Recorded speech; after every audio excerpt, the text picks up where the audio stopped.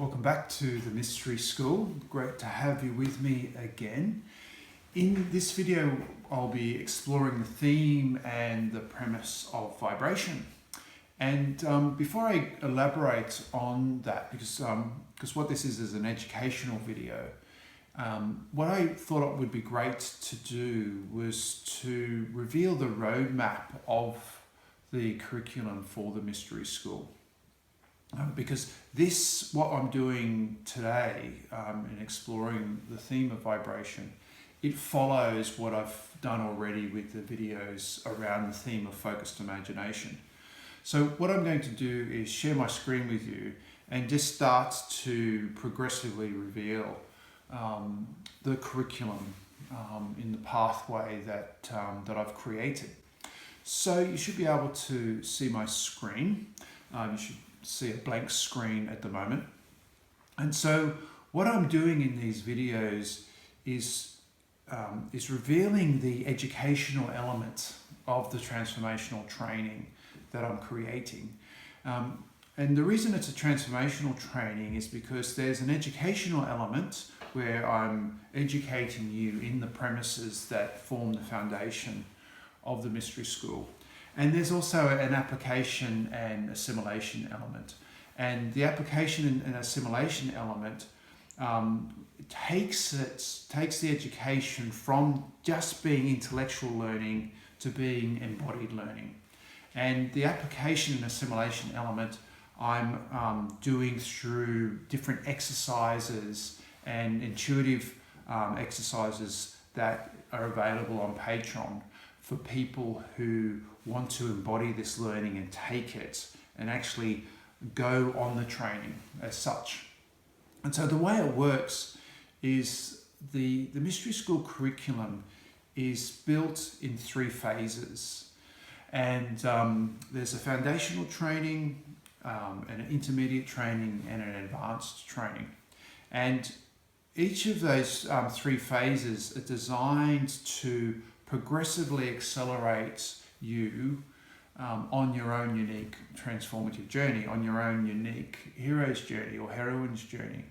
And they're designed to create the end result of you living your sovereignty, which is symbolized by the golden crown. Because that's, or another way of putting it, the end result of you living your royalty, which is what I've kind of stepped out in the philosophy of the Mystery School video, where because the curriculum of the Mystery School is mapped to the hero's journey and the heroine's journey underlying structure, or what I like to call the transformational treasure map. And the Mystery School fits within the go into training phase of the hero's journey. And so the curriculum is designed to fast track you on your own unique transformative journey to arrive at that end result of you living your royalty. And so, as I mentioned, the first phase of training is what I call the foundational training. And the end result of that phase is to create that foundation of serving you to transform from your identity into your sovereignty, and to be orientated from your sovereignty, and to live and create from your sovereignty. And the premises that I teach in this foundational training guarantee that end result, or deliver you to that end result. And what I've already done in the first series of videos is focused on the theme, or explored the theme of focused imagination. And so those videos are there for you already if you haven't seen them. And that's where it's in the focused imagination phase, where I explore the premise of the subconscious mind. And I've also done the video on innocence as well, as a way to shift the power in the subconscious mind. And so what we're moving into now is the themes of vibration and creativity, and where this video is focusing specifically on the theme or the premise of vibration. And obviously this video will be followed on by a video where I focus on the theme of creativity. So and what I'll do is progressively reveal each of the premises and each of the phases of training as I'm revealing those videos for you. So what we'll see ultimately is the whole roadmap of the curriculum of the Mystery School. So I just wanted to share that with you, just to kind of create a form of orientation, really, so you know what's unfolding. Okay, so this video, as I mentioned, is all about vibration. And so we'll go into and explore that premise now. And what I mean by vibration, it's basically exploring the premise that everything has a vibration. And we know from science, science has come to that fact that everything has a vibration. You know, since the development of atomic theory and subatomic theory, we know that everything vibrates. And but it's also the case for us as human beings, not just because we're made up of atoms, but specifically I want to explore the difference in the vibration between our greatness, which is our sovereignty, which is who we really are as the divine magical being that we really are, and compare that to the vibration of our identity, and start to explore how our greatness created our identity, and the vibration of each of them. In that the vibration of our greatness and our sovereignty is one where we're centered in our heart, and we're centered in our love and our will and our imagination and intuition, and our vibration is such that we emit the vibration of love. And that's why I love playing with the whole notion of our heart being transformed into the sun, and our love and our will, which is the masculine and feminine powers that are in our heart, emanating from our heart to form this golden circle.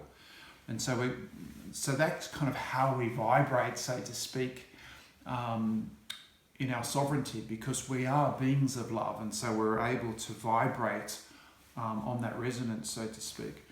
And as a result of creating our identity, what happens is our vibration drops, and our vibration kind of, instead of kind of emanating from a center source, it oscillates according to a pendulum. And so, as an extension of the theme of vibration, what we're going to be doing is exploring the premise of polarity, and exploring the polarity of the beliefs. Because when our vibration drops as a result of being wounded in relationship to our greatness, and we form this foundation of the beliefs form this, or swing according to a pendulum. And that has a specific vibration, and each belief has its own frequency as a result. Or another way of putting it is that each belief oscillates according to a certain rhythm. And so that's the third premise that we'll be exploring in this video, because they all go together really beautifully. And in order to do that, what I'll actually be doing is I'm going to revisit the hero's journey and the heroine's journey structure, which I unfolded in the philosophy of the Mystery School video. So if you haven't seen that, I really recommend watching that, because it gives you a beautiful overview. But you'll find that as I unpack the curriculum of the Mystery School, I will always be weaving it back to the hero's journey structure as well. So in doing that, when I'm talking about our sovereignty, and I'm talking about our heart being at the center, and our love and the will emanating, basically it's saying that we're divine, powerful beings, that we're magical beings. And in hero's journey terms, symbolically, that's where the hero's journey says that we're born of royalty. That's why I use the crown symbol, in that it's symbolic of our divinity, or our greatness. And in our greatness, we are beings of love. We're energetic beings. And as I was saying, touched on before, is what we're exploring now is how your greatness created your identity. And it goes back to the philosophy video as well, because the end result of being born of royalty is to live your royalty. And in our greatness, our inherent gifts are our imagination and intuition. And we're born to play with those gifts, to recognize what we love and to create what we love. And in so doing, creating our own heaven on earth, to create our own Garden of Eden. And that's how we live our royalty, by using our imagination and intuition to create what we love and to live in a world that we love, that of our creation, of our design. And because we're in essence energetic beings, what we did was to create a mental, emotional and physical body which we infused ourselves within. And the way we did that was to actually create the wound. And because the wound is a vibration which enabled us, which acts as a portal, so to speak, that enabled us to create our other three bodies. And what I like to do is a way to, so what I'm exploring really in this theme of vibration is exploring our own individuation myth. Because many spiritualities and religions have individuation myths. And the one that I'm particularly familiar with is the individuation myth of the Garden of Eden. In that being Adam and Eve being born or being created in the Garden of Eden is symbolic of our royalty, where we're connected to everything through love. And where Eve is symbolic of the love that's in our hearts, the feminine aspect. And Adam is symbolic of the masculine aspect, the will. That love and that will, or the yin and the yang that's inherent within us. And the tree of knowledge is the tree of polarity. It's the tree of the knowledge of good and evil. That's an example of polarity. And it's also the tree of time and space. And eating from that tree is when we're symbolically when we're wounded in relationship to our greatness. And because that's in hero's journey terms, that's the threat to life. And it's a really good symbol of the wound, because we weren't meant to eat of it, and when we did, it hurts. It's like taking the bite out of the apple. It's like the apple was wounded. And so when we ate from the tree, that's when we were banished from the garden, which is the equivalent to the beginnings of creating a pretend world. And how we actually formed our wound was as a result of seeking 100% love from your mother, of your greatness and your royalty. You wanted your mum to love your royalty and your greatness 100%, and you wanted your father to see your greatness and your royalty and orientate that in the world. But none of us get that 100% love and 100% orientation.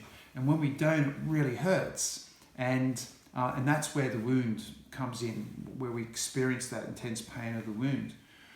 And as a result, what we do is that we, because that creates tension, we have to resolve that tension. And we resolve that tension by forming beliefs and assumptions. And for instance, if you didn't get 100% love from your mother, you make up, well, why? Why didn't I get 100%? Why didn't my mother love my royalty 100%? And we make up, well, maybe because I'm unlovable. And that's an example of both a belief and an assumption. But what happens is that because that belief and that assumption resolves the tension of the wound, we then start orientating to the belief. And that's where, as I was saying in the Focused Imagination video, is that we have a belief, it creates tension, and we resolve the tension of the belief with behaviours. And then those behaviours end up forming our identity. And that's what happens, is that we compensate with the pain, we compensate the belief for the pain, so to speak. And that causes our vibration to drop, represented by that curve of the arrow, where we go into hiding and form our identity. Because the beliefs, when we orientate from the beliefs, we then form and shape our identity from our beliefs. And then we convince ourselves that we are our identity, we are that persona. And so we create our pretend self with our belief. with one or more of these beliefs. And then we also create the pretend world with it as well.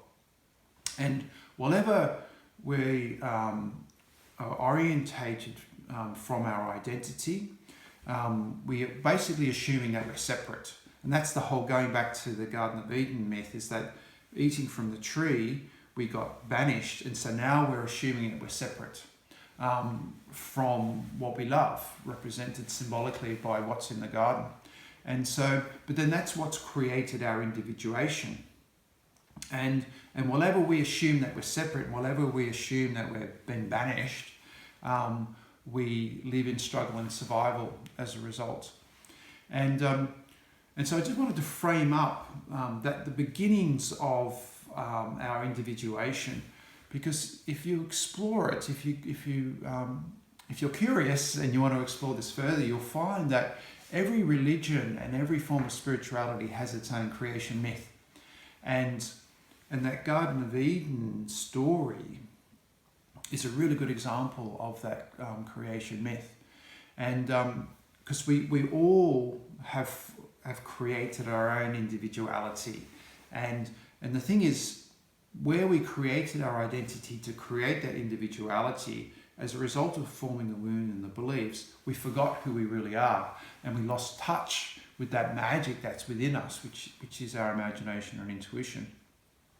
And so what I want to explore in more depth is that sense of that drop in vibration as a result of forming the beliefs, and the vibration of the polarity of the beliefs as a result, because it's that vibration of the polarity of the beliefs that keeps us locked into the pretend world and also convinces us that we are our identity. So that's what I'm going to explore in more depth now with you. And it all starts with having formed the wound. And as I was just saying, the wound is formed as a result of seeking 100% love from your mother of your greatness and seeking 100% orientation from your father of your greatness. And none of us get that 100% love and orientation. So if we explore not getting 100% love, as I touched on a moment ago, if you didn't get 100% love, you go, well, why didn't I? And then we go, well, it must be because I'm unlovable. Otherwise, I would have got 100% love. And so that's how we make up the beliefs. And there are 12 core beliefs that we make up in reaction to the wound. And this is the first one that we make up. And so what happens is that the belief resolves the tension of the wound. I didn't get 100% love because I'm unlovable. But then the belief itself creates tension.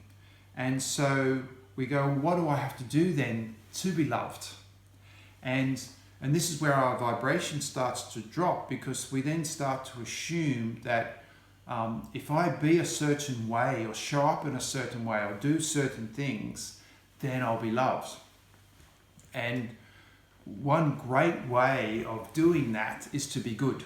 It's an assumption, isn't it? If I'm good, then I'll be loved. And that's where the focus goes. And so that's the wound then forms the top of the pendulum, and our focus goes to the bottom of the pendulum to be good. We don't rationally realize we're doing that, but that's what happens. And what happens is that we focus on being good. But what inevitably happens as we're focusing on being good to try to get the love, inevitably the love doesn't always come back in being good. And when the love doesn't come back, it's easy to assume, well, I was trying to be good, but then I'm still unlovable. So perhaps the reason I'm still unlovable is because I'm bad. And then the pendulum swings to the other extreme. And so they're the two extremes of the unlovable belief, good and bad. And so that pendulum swings within your subconscious mind, and then you go, I'm bad. And that creates tension. And so whenever we assume that we're bad, then we've got to do something in order to be good again. And so the pendulum swings back to being good. Or if you've been bad, for instance, or you've done something bad, then you've got to redeem yourself by doing things that are good. So that's what I mean by the pendulum swinging. It creates tension, and that tension has to be resolved. And so that forms the pendulum of the unlovable belief. And we're there, the two polarities of the unlovable belief.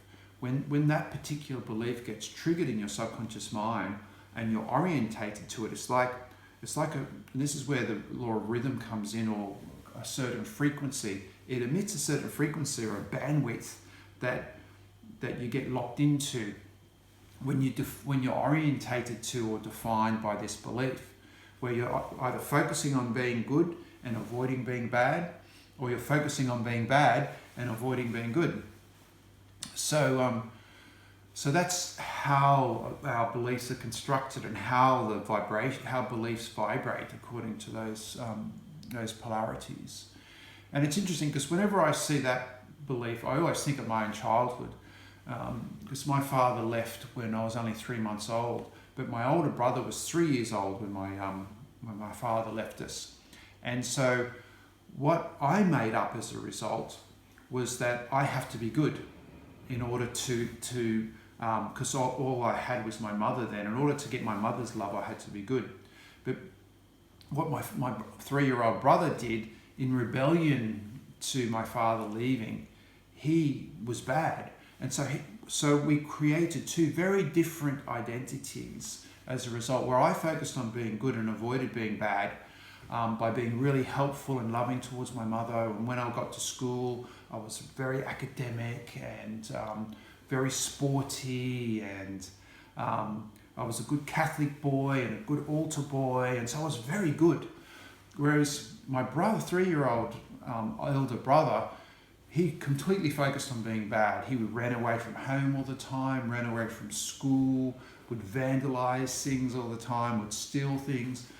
And so he spent a lot of his childhood in boys' homes. And as he got older, and as we both grew older, I was focusing on being successful and being good and achieving. And then whereas he spent a lot of his adult life taking drugs, developing alcoholism, spending time in prison. And so we basically, in reaction to this belief in terms of how we defined ourselves, where he was focused on being bad and avoiding being good, whereas I was focused on being good and avoiding being bad. It's two really good examples of the identities you can form around even just one belief. And as I said, there are 12 beliefs, and we form all 12 beliefs in reaction to the wound. And so what I'm going to do now is explore each of those beliefs with you. And you'll also recall, if you've seen my focused imagination video, that the 12 core beliefs are in 3 categories. There are depression-based beliefs, fear-based beliefs, and anger-based beliefs. And so we'll explore the polarities of each of the beliefs in each of their respective categories, so to speak. So the first is the core emotion of depression. We'll explore the depression-based beliefs. And it's interesting because depression is a vibration. That emotion is a vibration. And these beliefs kind of orientate us or lock us into the vibration of depression, more so than fear and anger. And also, the emotional body has a certain vibration. It's a vibration that's distinct to the mental and physical bodies. And these beliefs also kind of lock us in or orientate us to the vibration of the emotional body over and above the mental and physical bodies. So it's fascinating. That's one of the reasons why I love exploring the beliefs and the polarities in terms of what they create. And they're very much often thinking of it like TV channels or radio channels. It's like once you lock into a certain frequency, it kind of opens up a portal, doesn't it? And you're in that world while ever you're listening to that radio station or watching that TV channel. So we've already explored the unlovable belief, but I'll put it here anyway because it is the first depression-based belief. And the pendulum or the polarity of the unlovable belief is it swings between good and bad, as we've explored. And then the next depression-based belief is the not good enough belief. And that swings between success and failure. And the reason that is because where the unlovable belief is often formed in relationship to seeking love from your mum, the not good enough belief is often formed as a result of seeking orientation from your father and not getting it. And so we go, well, why didn't my father see me and orientate me in the world? And so a kind of an obvious conclusion to come to, well, must be because I'm not good enough. Because if I was good enough, he would. And so what we do then, in order to be good enough, in order to get the orientation, we start focusing on being successful and achieving. And if I focus on being successful, then I'll get the orientation. My father will see my greatness. And so what happens is that's where the vibration drops. We start focusing on success. But in our attempts to be successful and our attempts to be good enough, inevitably that's going to result in failure, and then the pendulum swings back to failure again. And then if we ever experience any failure, then we have to get that pendulum swinging back to success. And so that's why the not good enough belief is predominantly focused on achievement. And for the most part, the not good enough belief can focus on success while avoiding failing. But it's interesting too, because you start to see the relationship between the beliefs. Like for me, for instance, just mentioning being a good Catholic boy, one of the things I learned about growing up as a Catholic is this saying that it's easier for a camel to pass through the eye of a needle than a rich man to get to heaven. And I was like, I'm a good boy, I want to go to heaven. So that means if I'm rich, I'm not going to go to heaven. Like this is an example of an assumption that I made. So it's like, so that means that if I'm a success and I succeed, that's bad. So that means if I fail, that'll be good. And so you start to see how we start making stuff up in relationship to the assumptions that these beliefs create. So where some people can focus on success and avoid failure, other people, like I actually did, even though I was focusing on successful, I was actually focusing on failure because I wanted to go to heaven and be good. So again, it really just depends on which belief has the most power in your subconscious mind.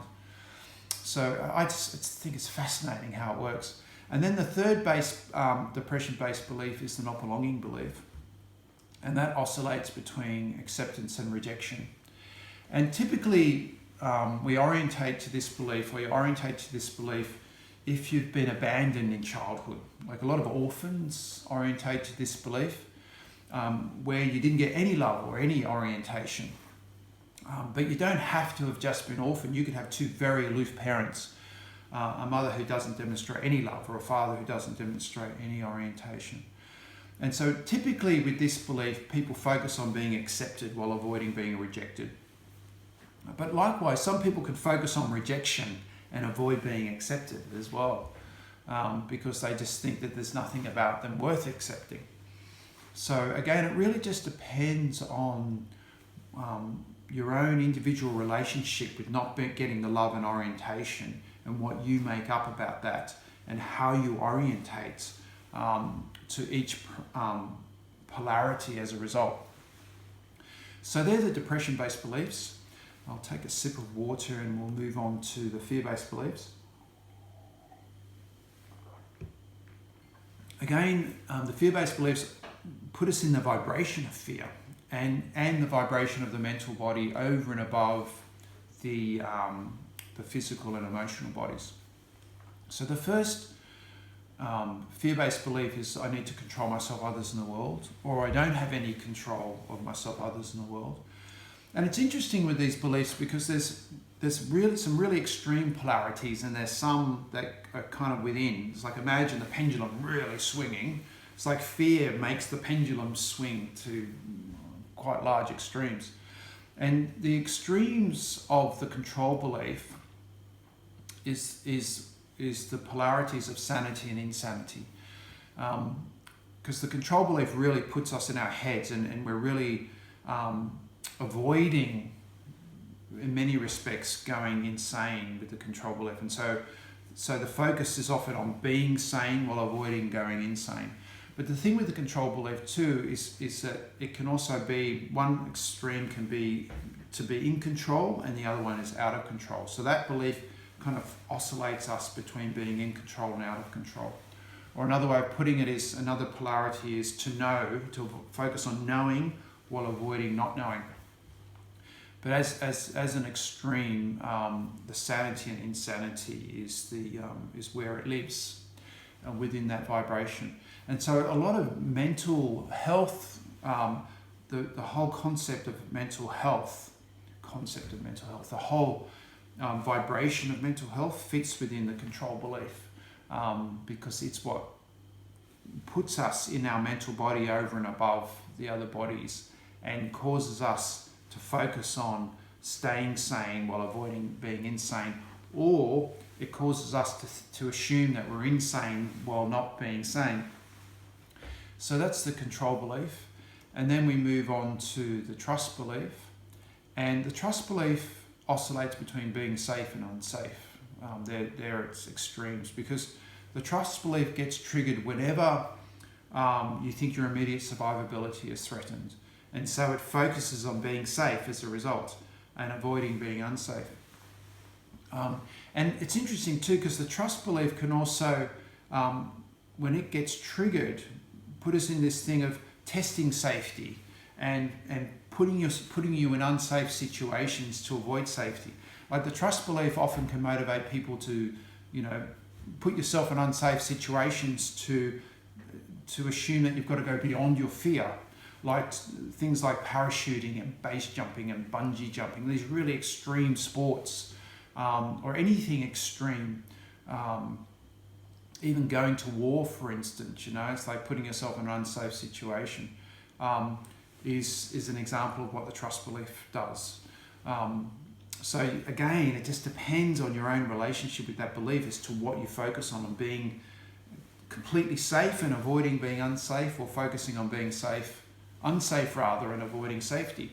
But again, the inner kind of polarities of the trust belief are also to be very trusting and also be not trusting as well. So it causes us to oscillate there as well. And then we have the insignificant belief, which is what I call an attachment belief. It attaches itself to the trust belief. And it oscillates between being invisible or visible, or you could also say significant and insignificant. And so it can often be a strategy for the trust belief, because one great way of staying safe is to be invisible, but then potentially it could be safer to be very visible, hiding in plain sight, so to speak.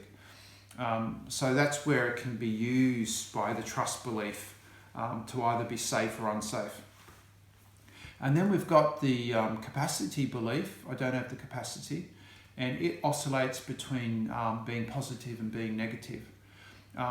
Or another way, other polarities of this belief are like having the energy or not having the energy, or having the capacity or not having the capacity, or having the resources and not having resources.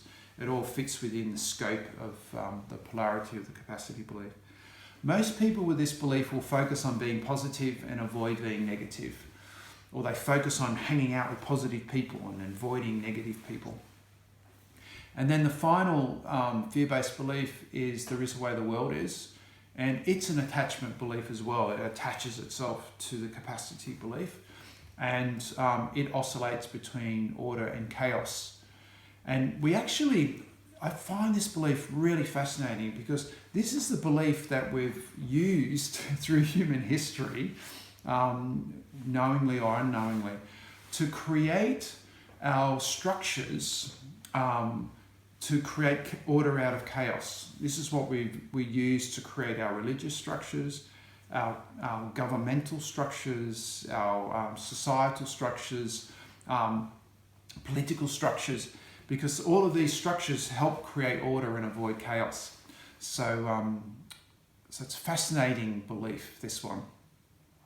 And then what we do is we then create rules. Part of the behavior of this belief is that we create rules which help underpin the structures of order, like laws, for instance.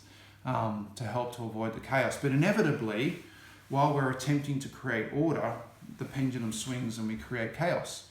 So, and I think when COVID hits is a really good example of that. There was a certain way the world was before that, you know, a certain order, if you want to call it that. But there was a way the world is, and then suddenly this international pandemic hits, which causes the pendulum to swing and create chaos around the world. And it's interesting too, because that's when we start to employ other beliefs to try to arrest the swing of the pendulum.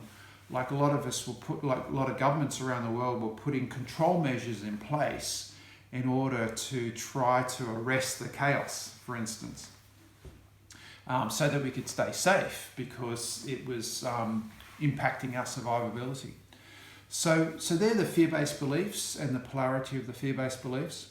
And then we move on to the anger-based beliefs, which have a certain vibration as well.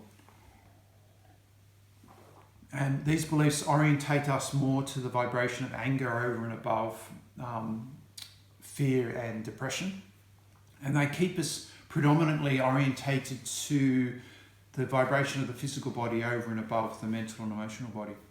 And the first one is I'm powerless, and it oscillates between being powerful and powerless. Most people with this belief will focus on being powerful while avoid being powerless.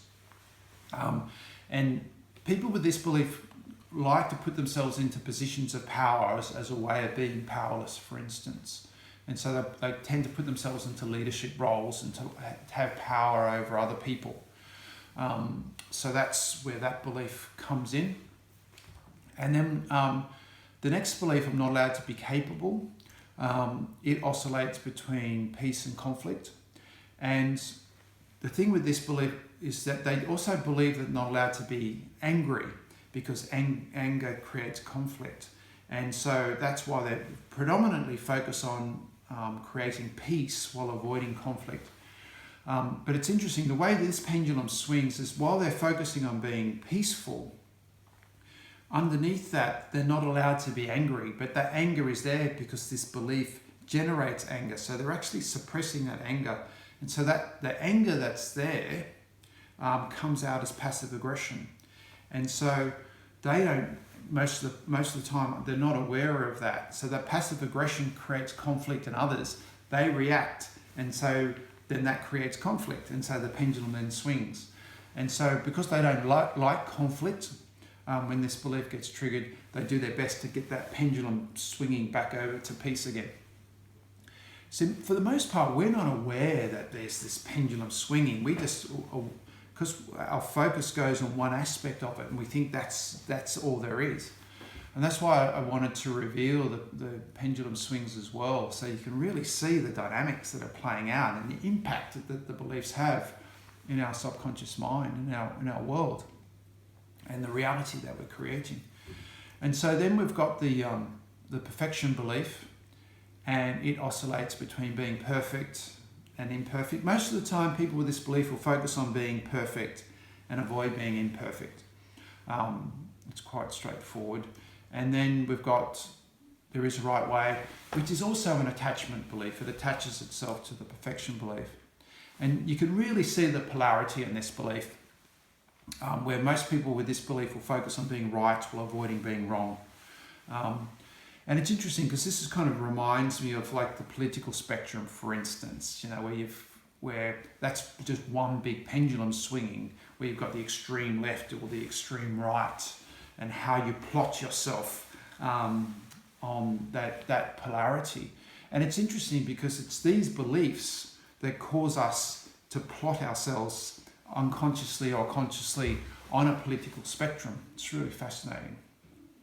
So what we can do then is, where I've got each of the 12 beliefs in their 3 categories, we can put them all on one slide. And so there are all the beliefs with all the polarities.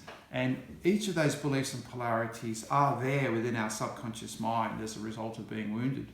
And each of these pendulums are swinging. And so, but what we do as a result of being wounded is we plot ourselves on each of the spectrums of each of the beliefs. So just coming up with a fictional person is that this fictional person can define themselves as more good than bad, not quite a success, not quite a failure, prefers to be accepted more than rejected, and goes on. That's like an example of how we plot ourselves in reaction to the wound. And then if you join that then kind of maps the vibration of someone's specific identity. And so this is where you get the different flavors of the vibrations of different personas as the result of the sum total of all the beliefs. It's really fascinating. It always kind of reminds me of the Matrix, actually, and that scene with Cypher and Neo, where you just see the code, and Cypher's able to read the code and see individuals in the Matrix as a result of reading the code. So, but that's what's fascinating is that the different vibration of a different person is all determined by the oscillation of that pendulum and how that person has mapped themselves according to the polarities of those beliefs, all in reaction to their own individual wound. It's fascinating, I love it. And so we can go back to the hero's journey structure then and just overlay or drop these beliefs into the pretend world. And then you can see how then the polarity of each of these beliefs and the collective vibration of these beliefs, because that's the theme we're working on, together create the vibration of your pretend self, but then they also create the vibration of your own pretend world as a result.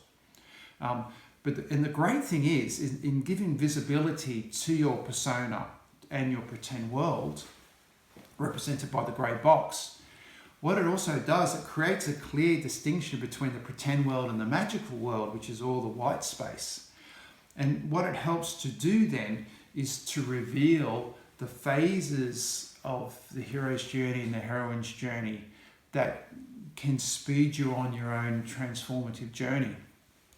And that's why I've revealed this individuation phase, because in revealing how your greatness created your identity, how your royalty created your pretend world, we can go, well, the end result is to live your royalty. The end result is to live your greatness. And seeing how your greatness created your identity, we can then reveal the pathway, your own unique transformative pathway that will serve you to transform. So there you go. That's what I wanted to go into today. Is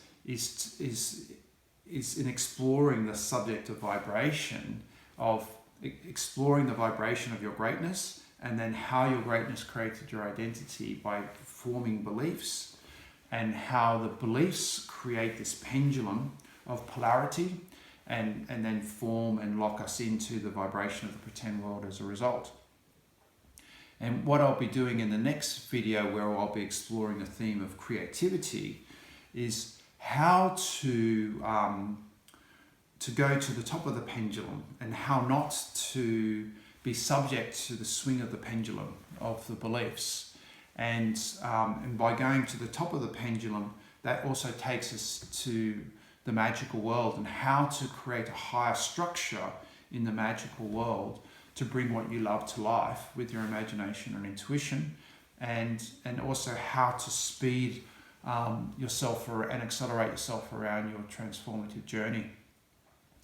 And what I'll also be making available to kind of bring this to life more for you is I've created a guided visualization which allows you to drop into the vibration of each of the beliefs and to experience the polarity of each of the beliefs. And then this guided visualization allows you to go to the top of the pendulum of each of the beliefs as well. Because it's when we go to the top of the pendulum of the belief that we're in our sovereignty, that we're in our greatness, and it doesn't have power over us.